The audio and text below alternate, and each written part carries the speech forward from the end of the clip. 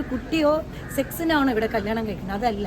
അപ്പം ഞാൻ പിന്നെ കല്യാണം കഴിച്ചിട്ട് എന്ത് കിട്ടും? ഞാൻ ഇപ്പോഴും ചോദിക്കണം, കല്യാണം കഴിച്ചിട്ട് എന്തെങ്കിലും കിട്ടും? സോഷ്യൽ മീഡിയയിൽ ഇപ്പം നമ്മൾ എന്ത് പറഞ്ഞാലും നെഗറ്റീവ് പറയുന്ന ഒരുപാട് ആൾക്കാരുണ്ട്. അതെ, നമ്മൾ ചില നല്ല കാര്യങ്ങൾ പറഞ്ഞാലും നെഗറ്റീവ് രീതിയിൽ കാണുന്നുണ്ട്. അവർക്ക് എന്താണ് ചേച്ചി പറയാനുള്ളത്? അവരുടെ നെഗറ്റീവ് വൈബാണ്. അപ്പുറത്ത് നിൽക്കുന്ന ഒരാൾ നെഗറ്റീവാണ്. പിന്നെ അവരുടെ ഫ്രസ്ട്രേഷൻ തീരാൻ വേണ്ടി നമ്മളൊക്കെ ഒരു ടാബ്ലറ്റ് ആണെങ്കിൽ ഞാൻ അതേ നോക്കുന്നുള്ളൂ. കാരണം ചില ആൾക്കാർക്ക് ഫ്രസ്ട്രേഷൻ കൊണ്ടിങ്ങനെ നിറഞ്ഞു നിൽക്കുകയായിരിക്കും.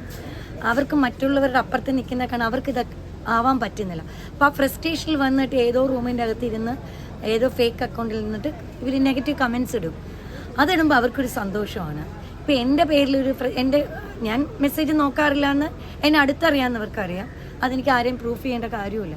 അപ്പോൾ എൻ്റെ താഴെ വന്ന് അവരെന്തെങ്കിലും ഫ്രസ്ട്രേഷനിൽ വന്നൊരു കമൻസ് ഇടുകയാണെങ്കിൽ അതിൽ അവർക്ക് സന്തോഷം കിട്ടുകയാണെങ്കിൽ മായ എന്നൊരു പേര് അവർക്കൊരു ടാബ്ലറ്റ് അല്ലേ, അത്രേ കാണുന്നുള്ളൂ.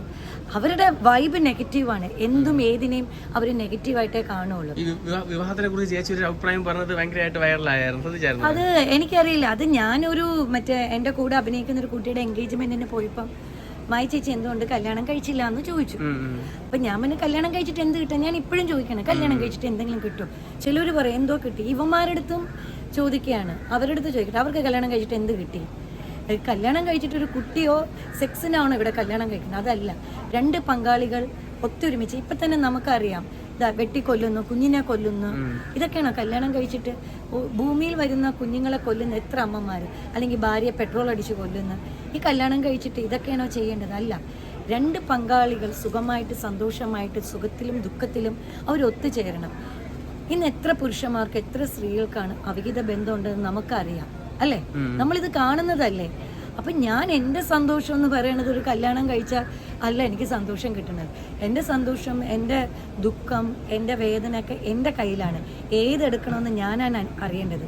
ലോകത്തൊരാൾക്കും എനിക്ക് സങ്കടമോ സന്തോഷമോ വേദനയോ തരാൻ പറ്റില്ല. പിന്നെ ഇതെല്ലാം എൻ്റെ കയ്യിലാണ്. ഏത് ഇമോഷണൽ വേണമെന്നും എനിക്കാണ് എടുക്കേണ്ടത്.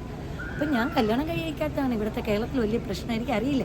എൻ്റെ അച്ഛനും അമ്മയ്ക്കും എൻ്റെ ബന്ധുക്കൾക്ക് ഫ്രണ്ട്സിനില്ലാത്ത സങ്കടമാണ് നാട്ടുകാർക്ക്. അപ്പം നാട്ടുകാരൊരു കാര്യം ചെയ്യട്ടെ, എനിക്ക് കുറേ കാശ് തന്ന് എന്നെ കല്യാണം കഴിപ്പിച്ച് വിടട്ടെ അല്ലേ?